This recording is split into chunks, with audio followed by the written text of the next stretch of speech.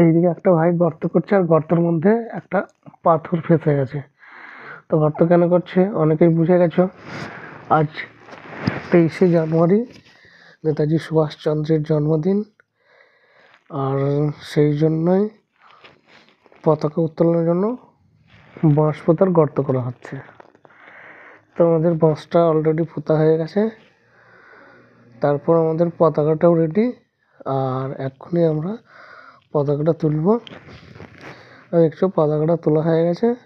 পতাকা তোলার পর পতাকা উত্তোলনের পর খুব সুন্দরভাবে হাওয়ায় আমাদের পতাকাটা উঠছে। দেখতেই পাচ্ছ আমাদের পাশে অনেকগুলো বাচ্চা, তারাও 23শে জানুয়ারি নেতাজির জন্মদিন পালনের জন্য আমাদের সঙ্গে যোগ দিয়েছে। বাচ্চাগুলোকে দেখেছো কি সুন্দর লাইন করে দাঁড়িয়েছে। এরপর আমরা সকলে মিলে শুরু করে দিলাম জাতীয় সঙ্গীত।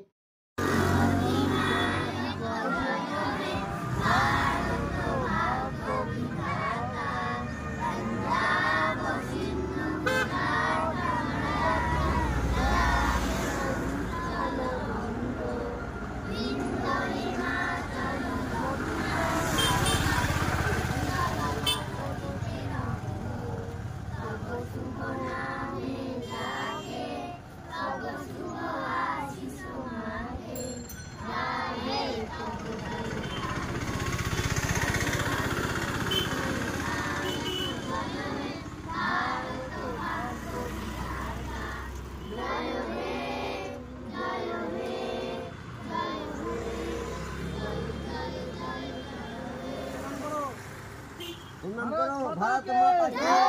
भारत माता की जय।